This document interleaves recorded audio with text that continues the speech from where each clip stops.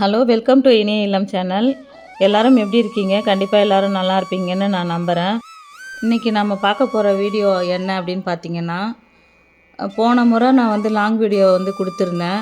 அதோட தலைப்பு பார்த்தீங்கன்னா, வாங்க நம்ம வீட்டு வாசலை மகாலட்சுமிக்கு பிடிச்ச மாதிரி மாற்றலாம் அப்படின்னு ஒரு வீடியோ கொடுத்துருந்தேன். அந்த வீடியோவில் வந்து காவி பொடியால் வாசலில் ஃபுல்லாக மொழுகி கோலம் போட்டிருந்தேன். அது உங்கள் எல்லாருக்குமே நல்லா பிடிச்சி பார்த்துருக்கீங்க. அதுக்காக நான் நிறைய நன்றிகளை சொல்லிக்கிறேன். கமெண்ட்ஸ் மட்டுமே 100 கமெண்ட்ஸ் வந்திருக்கு எனக்கு. இவ்வளோ நாள் நான் போட்ட வீடியோவுக்கு அந்த அளவுக்கு எனக்கு கமெண்ட்ஸ் வந்தது கிடையாது. இதான் ஃபஸ்ட் டைம். லைக்ஸும் நிறைய வந்திருக்கு, கமெண்ட்ஸும் நிறைய வந்திருக்கு. ஆனால் ஹை பாயிண்ட் மட்டும் கம்மியாக தான் வந்திருக்கு. ஏன்னா நான் உங்கள்கிட்ட ஷேர் பண்ணாமல் விட்டது தான். இனிமேல் கண்டிப்பாக ஹை பாயிண்ட்டும் எனக்கு டச் பண்ணி விடுங்க.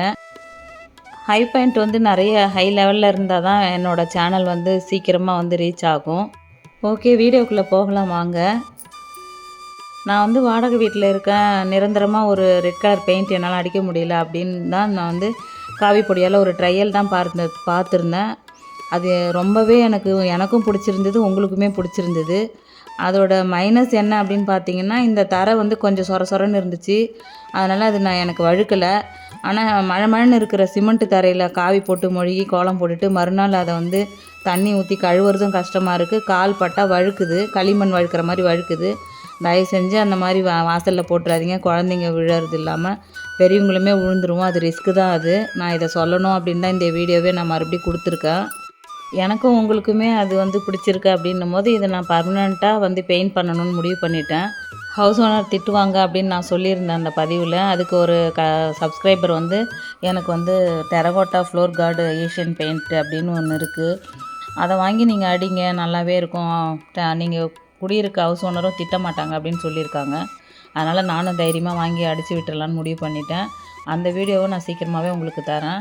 இப்போ நான் வந்து போட்டிருக்க கோலம் வந்து லைட்டாக தண்ணி தெளித்து அது மேலேயே நான் வந்து ப்ரஷ் வச்சு மொழுகி விட்டுட்டேன். காவியெல்லாம் நான் போடவே இல்லை.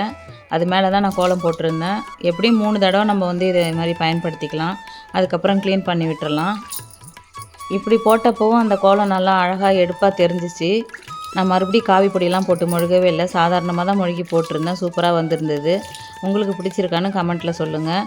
அடுத்தது வந்து துளசி மாடத்துக்கு வந்து நான் மஞ்சள் குங்குமம் வச்சு விட்டுருந்த வீடியோ தான் நான் போட்டிருந்தேன். இந்த துளசி மாடமும் வந்து பானைலாம் செய்வாங்க பார்த்தீங்களா, அவங்கக்கிட்ட தான் நான் வாங்கியிருந்தேன். ஏற்கனவே இதையும் என்னோடய பழைய வீடியோவில் நான் கொடுத்துருக்கேன். இதில் என்ன ஒரு ப்ராப்ளம் அப்படின்னு பார்த்தீங்கன்னா, தண்ணி தெளித்து அந்த வந்து க்ளீன் பண்ணும்போது மகாலட்சுமியோட உருவம் இருக்குது பார்த்தீங்களா, அது களிமண்ணுன்னு நினைக்கிறேன். செராமிக்னால் அப்படி வராது. அப்படி இல்லைனா மார்பிள்ஸில் செய்கிறதுனால வந்து அது இன்னும் நல்லாவே இருக்கும். அப்படியும் இல்லைன்னா துளசி மாடம் ப்ளைனாக வாங்கிட்டு கூட நம்ம மகாலட்சுமி அம்மாவோட ஸ்டேச்சுவை வாங்கி அதில் வந்து நம்ம ஃபிக்ஸ் பண்ணிக்கலாம். அது இன்னும் பார்க்க அழகாக இருக்கும். ஃப்யூச்சரில் நான் அப்படி தான் பண்ண போகிறேன்.